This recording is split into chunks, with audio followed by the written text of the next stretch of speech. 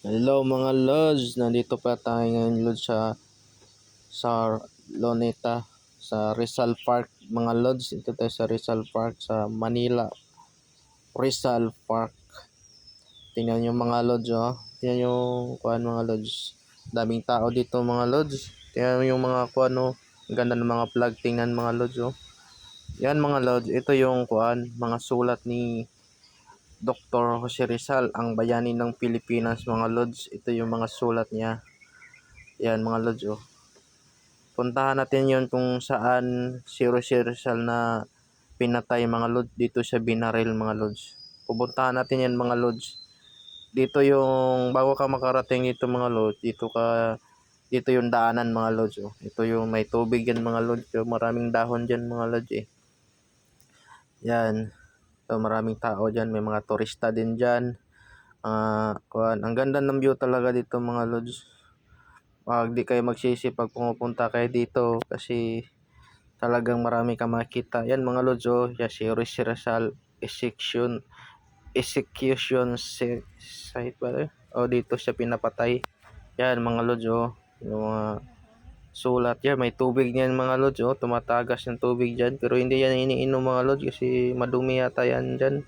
Hindi na pwede inumin. Kung gusto mo Lods, o unawa ka, pwede mo inumin yan. Pero bawal talaga yan kasi baka magkasakit ka niyan pag iniinom mo. Yan mga Lods, oh, may mga turista, di ba?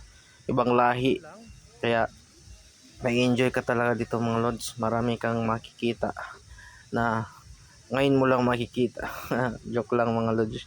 Yan mga Lods, oh, yan mo yung mga pangalan dyan. Yan mo.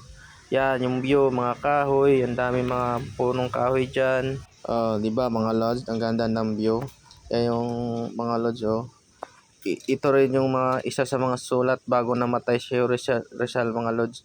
Yung mga nabubuhay pa siya diyan, yung mga sulat niya nilalagay nila diyan yung adios eh, ultimo adios, mi ultimo adios, yun yung mga sulat niyo si Rizal mga Lods, yung nabubuhay pa siya sa ating mundo, sa ating earth.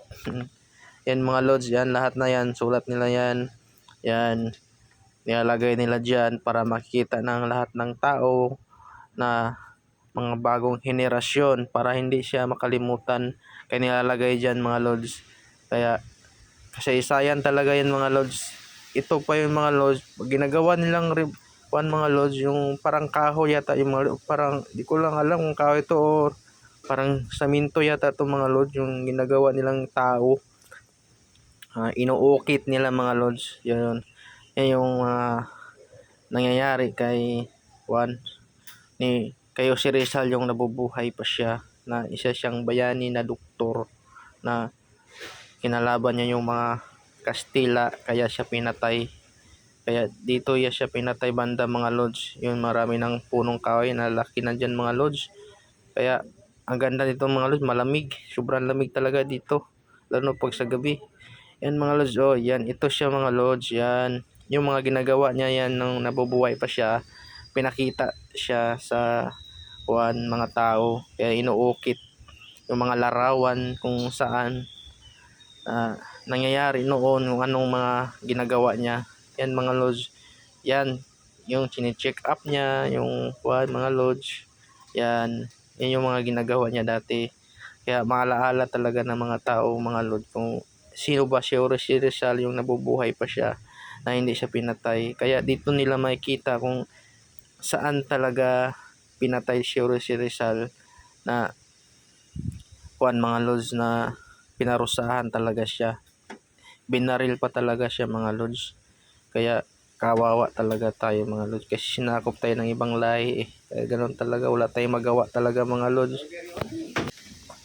Yan na, 'di ba mga Lods? Yan mga Lods, oh, yung ito na yung nangyayari mga Lods. Pinakita na sa atin kung paano siya pinatay. Yan ang forma mga Lods, oh. Nakahilira yung mga sandalon ng mga banyaga, tsaka yan si Rizal nakatalikod, nakatali pa yung kamay, tapos pintalikod pa, tapos binaril. Talagang kaawa talaga mga Lods, no? Pag nasaksihan mo talaga sa personal kung paano pinatay talaga nila si Rizal. Kaya talaga iba talaga mga Lods, pag sinakop tayo ng ibang lahi, wala tayong magagawa talaga mga Lods. Hanggang tingin na lang tayo. Yan, oh. para tayong hayop talaga mga lods na pinapatay na walang kalaban-laban. Ganito lang tayo mga lods. Bye bye. Ingat.